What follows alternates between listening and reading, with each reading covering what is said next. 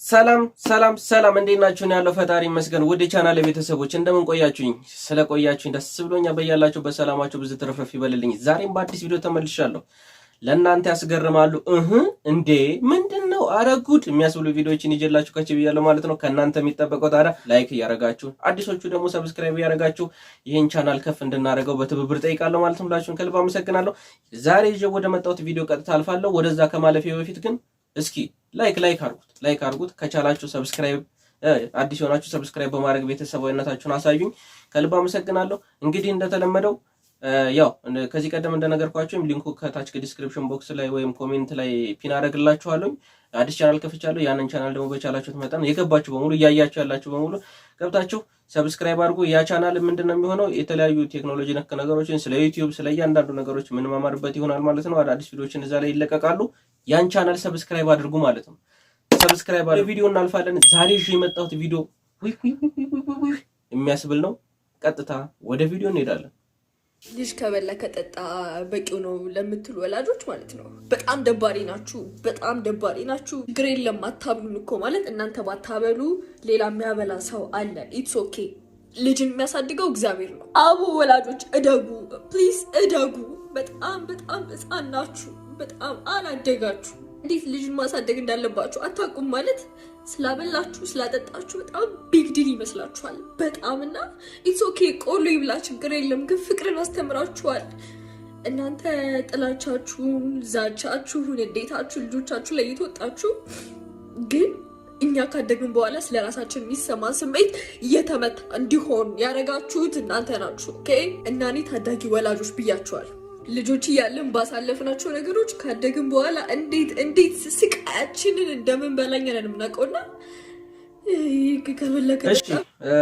ይቅርታ እንግዲህ ይቺ ልጅ ያው ሰሞኑን ታውቃላችሁ ያም ጎሽ ያም አይዞሽ እያሏት በጣም ብዙ ሰዎች ማለት ልጅቷ ወደ ተሳሳተ መንገድ እየሄደች ነው፣ ግን የተናገረችው ነገር በጣም ትክክል ነው ምናምን የሚሉ ሰዎች ነበሩ። እነዚህ ሰዎች እቺ ልጅ ወዴት እየሄደች እንደሆነ እንኳን ምንም አሁን እቺ ልጅ በእርግጠኝነት የምነግራችሁ ከራሷ ተጣልታለች፣ ከቤተሰቦቿ እየተጣላች ነው።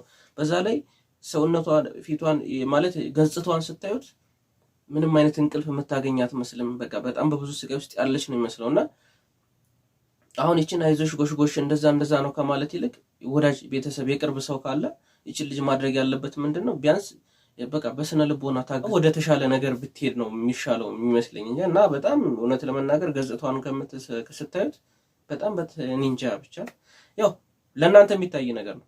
እኛ ግን ወደሚቀጥለው ቪዲዮ እናልፋለን። ዝግጅት ከቀረበ በኋላ እንግዲህ የአዶናይ አድናቂዎች ለምን ልጃችን አልቀረበም ሲሉ በሰይፉ ቤቤስ ላይ ጠይቀዋል። የኛ ሐሳብ ሁሉም እየመጡ ምረጡኝ እንዲሉ እድል ማመቻቸት ነው። ስለዚህ አታስቡ፣ እስከ ዝግጅቱ መጨረሻ ድረስ የተመረጡ ቲክቶከሮች እየመጡ ምረጡኝ ይላሉ። በነገራችን ላይ አዶናይን እንዲመጣ ግብዣ ቀርቦለታል። መጥቶ የምረጡኝ እንቅስቃሴ ማድረግ ይችላል። እኛ ዩቲን ያቀረብነው በምስራቅ አፍሪካ ስለታጨች እንጂ ይሄ ቤት የሁሉም ቤት ነው አይደል እንዴ? አንዳንዶች ሰይፉ ዘረኛ አሉ። ሰይፉ ዘረኛ ነው። ሐረር ተወልደ ትንሿ ኢትዮጵያ ውስጥ ተወልደ ዘረኛ መሆን በጣም ይከብዳል። እኛ ይሄ ፕሮግራም ማለት ትንሿ ኢትዮጵያ ነች። ከየትኛውም ቦታ ጥሩ ነገር የሰሩ ሰዎች መጥተው የሚነግሱበት ቦታ ነው። እውነት ነው። ዘረኛ ነው። በነገራችሁ ሰይፉ ፋንታሁን ያው ዩቲናስን ስላቀረባት በጣም ሰሞኑን የአዶናይ ደጋፊዎች አዶናይ ትግሬ ስለሆነ ነው አንተ ዘረኛ ስለሆንክ ምናምን እያሉ በጣም ብዙ ወቀሳ እያቀረቡበት ነበር። ለዛ መልስ ይመስላል እኔ ዘረኛ አይደለሁም ትንሿ ኢትዮጵያ ውስጥ የተወለድኩ ሰው ነኝ ምናምን እያለ አዶናይ ደጋፊዎችም እንግዲህ ይቀርባል ተፈለገ መምጣት ይችላል ብሏል። የአዶናይ ደጋፊዎች ግን ሰይፉ ፋንታሁን ራሱ አዶናይ ጋር ይቅረብ እያሉ ነው። ስለዚህ እናንተ ምን ትላላችሁ? ወደ ቀጣይ ቪዲዮ እንሂድ። ያው እንግዲህ ዛሬ ፊቱን ያሳይ ይሆን አያሳይም? ይህ ሰውስ ማን ነው? እኛ የምናውቀው በመልእክተኛው ነው። የሰይፉ ቤቤስ እንግዳ ይሆናል። 5 ዓመትማ ካገለገልክ ቀሪውን ደግሞ ፊቱና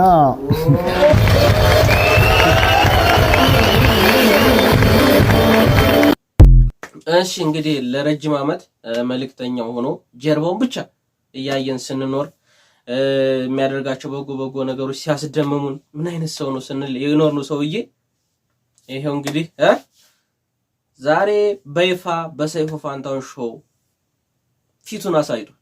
ፊቱ ታይቷል። ስለዚህ እውነት ለመናገር ትትናው ሁሉ ነገሩ በጣም የሚገርም ሰው ነው። በጣም ደስ ይላል። ሃምፕል ሰው ነው። ደስ ይላል። በጣም ብዙ እንስቶች ደግሞ አቤት ምናምን እያሉ ነበር የሚባል ጭምጭምታ ሰምቻለሁ። ወደሚቀጥለው ቪዲዮ እንላለን። እዩ እንግዲህ ይሄንን የሚያክል ድልድይ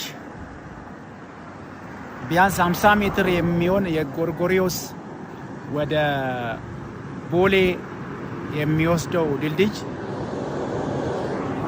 ህዝብ እዚህ ይኖራል። ይሄንን የሚያክል ሲኖ ይሄድበታል። ይሄንን የሚያክል ሲኖ እየሄደበት ላሳያችሁ። ይሄንን የሚያክል ሲኖ እየሄደበት የተሞላበት አርማታ እዩ። እንግዲህ ይሄ ሰው ሳይሞት መንግስት አንድ ነገር ሊያደርግ ይገባል ማለት ነው። አርማታው 8 ሳንቲም እንኳን አይሆንም ማለት ነው። ገደሉን ይዩት፣ ርቀቱን ይዩት፣ የዚህን ድልድይ ርቀት ይዩት። ከ50 ሜትር።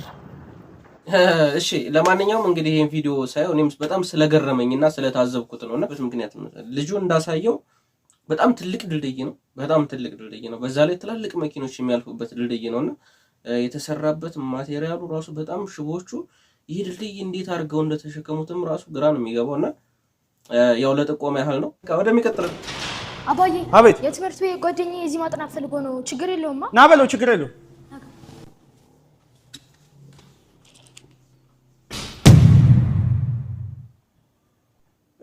እሱ ነው ጓደኛ? አዎ።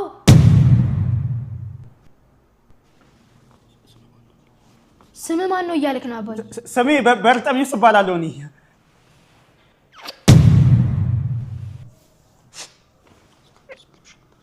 ዛሬ ደስ የሚል ምሽት ነው የምናሳልፈው እያልክ ነው አባዬ? ምን?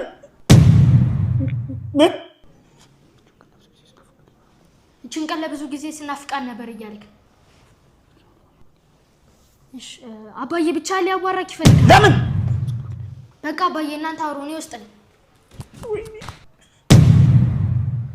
ምንድን ነህ?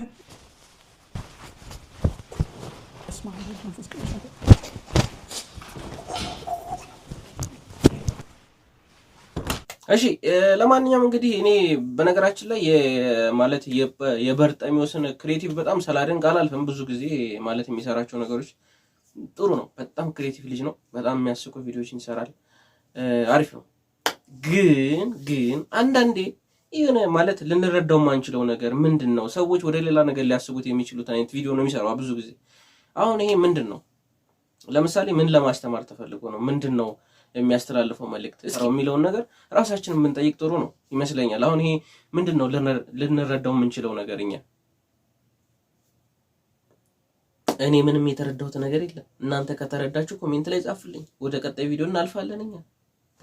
አዶናይ አሁን በቅርብ የዚህ ወር በጎ ወይም የማህበራዊ ሚዲያ ተጽዕኖ ፈጣሪ ነው ተብሎ ነበር። ጥያቄ ነበረኝ እኔ ጥያቄ አለኝ። ምንድነው ሚዛኑ የሚለው ነገር ለመጣ ነው። አንድ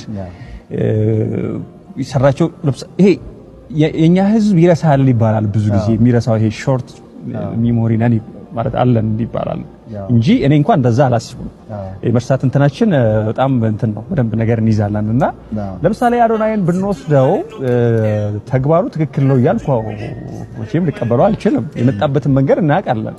እንዴት እንደፈመሰ እንዴት ታዋቂ እንደሆነ እናውቀዋለን። ማለት ለመስማት ለማየት የደበረን ያለናውን ያየነው ቪዲዮ ነው። በዛ መንገድ መጥቶ ብዙ ፎሎወሮችን ያገኘ በጣም ተጽዕኖ መፍጠር ከሆነ እንደዛ እኔ አላውቅም። ያ በዜሮ ተባስቶ ነው። ከዛ በኋላ የመጣው ጉዳይ ወይም ያደረጋት ለምሳሌ የሆነ የመንግስት ቴሌቪዥን ጣቢያ መሰለኝ ይሄን እንደዚህ ማለት አዶናይ ትችት እያቀረቡ ያሉ ሰዎች ናቸውና እኔ እውነት ለመናገር አሁን ለምሳሌ ሰው ምን ይሰራ ነበር በፊት ምንድን ነበር ያደርግ የነበረው ምናምን የሚለውን እውነት የኢትዮጵያ ህዝብ ሾርት ሚሞሪ ነው የሚባል አይደለም።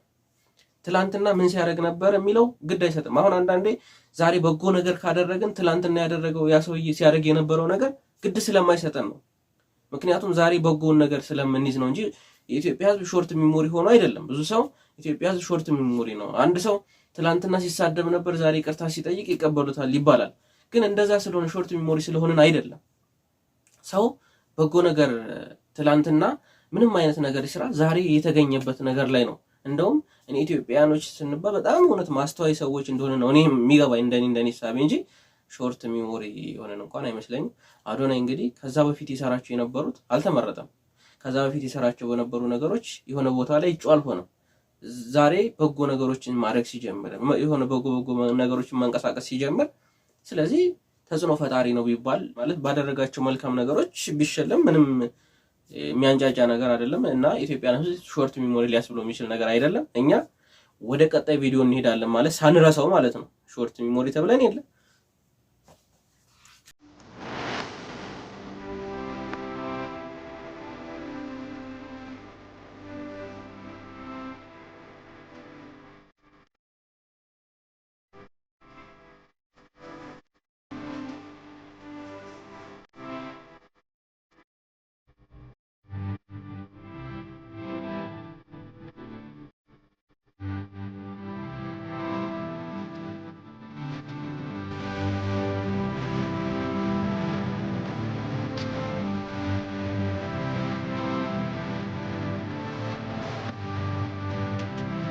ናቸዋል ፈገግ ያስብላል ብዬ ሳይሆን አንድ የታዘብኩት ነገር ምን አለ መሰላችሁ? ለምሳሌ ከዚህ ሀገር ወደ ስደት ሲሄዱ እህቶቻችን ወይም ማንኛውም ሰው ሲሄድ ከዚህ እንዴት ሆነን እንዴት አድርገን እንደምንሸኘው የሚገርም እኮ ነው። የሚሄደው ሰው እንደው ምን ላይ ይወድቅ ይሆን ብሎ የሚያስብ ያለ አይመስለኝም።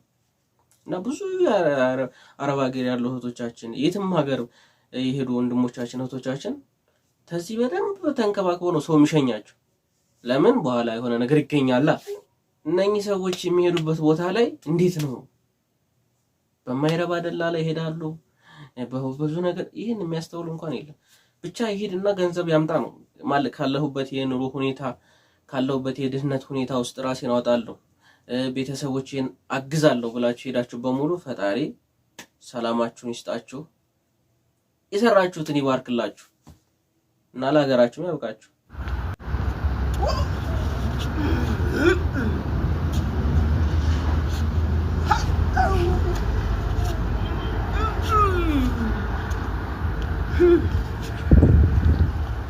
አንተም እኔም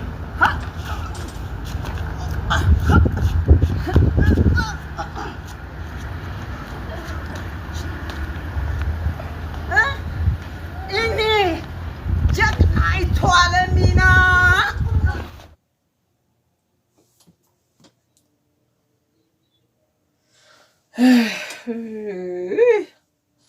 አልፈምስ ያለች ነፍስ ችግር እኮ ነው፣ ችግር ነው።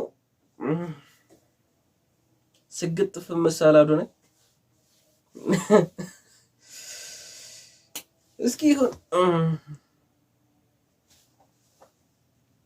እኔ ያደግኩት ላሞች የበዛበት ቤት ነው።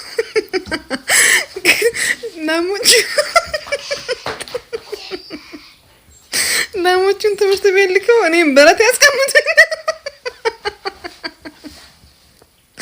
ማለት ላሞቹን በጣም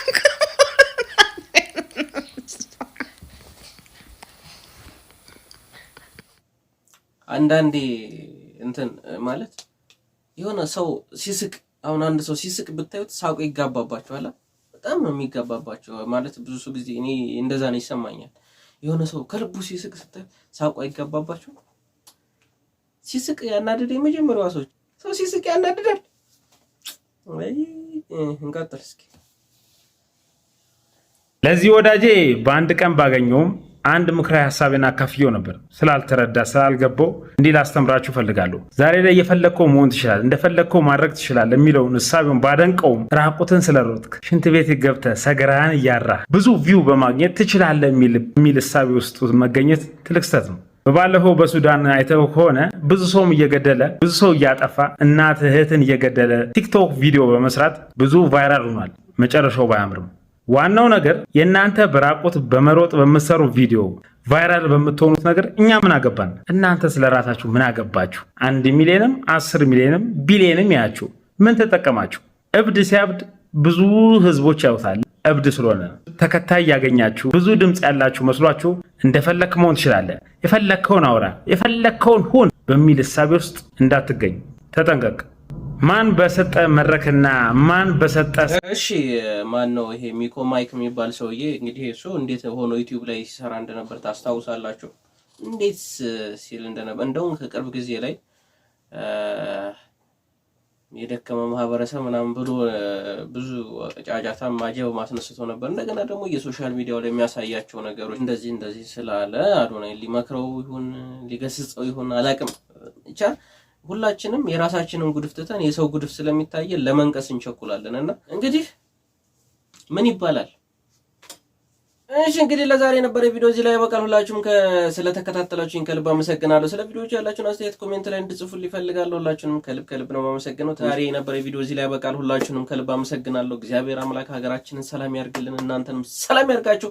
የዚህ ቻናል አዲስ ከሆናችሁ ታዲያ ሰብስክራይብ ያረጋችሁ፣ ነባሮችም ደግሞ ላይክ ያረጋችሁ እንግዲህ አበረታቱኝ ማለት ነው። ሁላችሁንም ከልብ አመሰግናለሁ። ሰዓቴ እንዲሞላልኝ ሁላችሁም ቢያንስ ቪዲዮውን እስከመጨረሻው ለማጫወት ሞክሩ።